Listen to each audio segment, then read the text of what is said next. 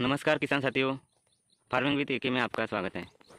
तो किसान साथियों, आज की इस वीडियो में हम धान के खेत में उगने वाले कुछ खरपतवार नाशक के बारे में जानकारी लेंगे, जिसमें कि दो प्रकार के खरपतवार नाशक की हम जानकारी लेंगे।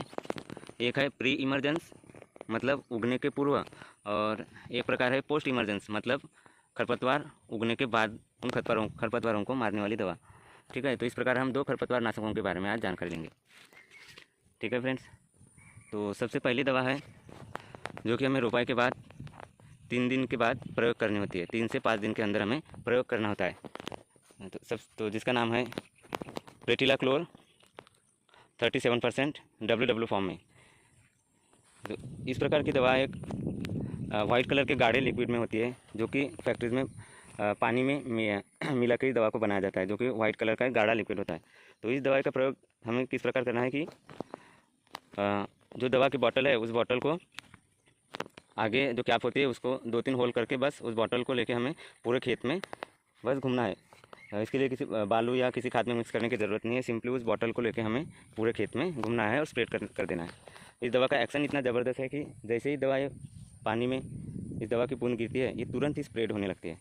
और दूसरी खासियत यह है इस दवा की कि ये मिट्टी के ऊपर परत बनाती है, ना कि पानी के ऊपर। अगर कुछ कारणवश खेत का पानी अगर कहीं बाहर चला भी जाता है तो किसी प्रकार की दिक्कत नहीं है, क्योंकि यह दवा की खासियत है कि यह मिट्टी पे परत बनाती है। आप स्क्रीन पे देख सकते हैं कि कुछ दवाओं के नाम कुछ अलग अलग कंपनी के, जैसे कि सिंजेंटा का रिपीट प्लस के नाम से आता है।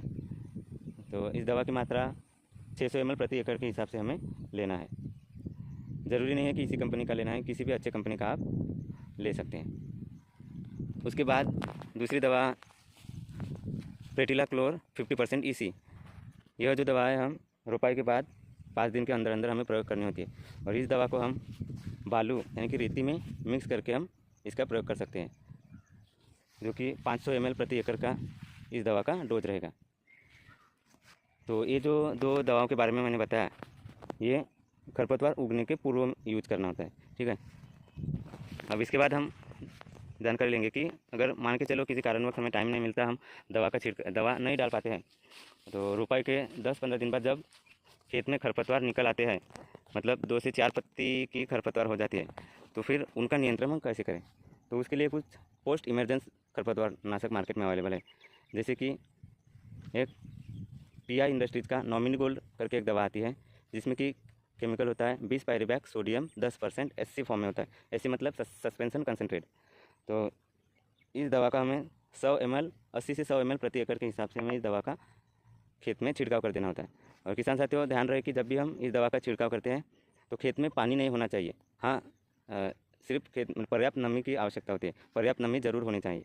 और स्प्रे करने के बाद 24 या 48 घंटे के बाद खेत में पानी भर दे, और लगभग 5 दिन तक, कम से कम 5 दिन तक खेत में पानी भरा रहने दें। तो किसी भी अच्छे कंपनी का जिसमें 20 पायरीबैक सोडियम 10% SC फॉर्म में हो, इस प्रकार की दवा लेके हमें रोपाई के 10 से 15 दिन के अंदर छिड़काव कर देना है। ठीक है फ्रेंड, आप स्क्रीन पर देख भी सकते हैं कि कुछ दवाओं के नाम आप स्क्रीन पर देख सकते हैं। तो इस प्रकार से फ्रेंड आप धान में उगने वाले खरपतवार नाशक का यूज कर सकते हैं। ठीक है फ्रेंड, अगर वीडियो अच्छी लगी हो तो वीडियो को लाइक और चैनल को सब्सक्राइब ज़रूर करें। धन्यवाद।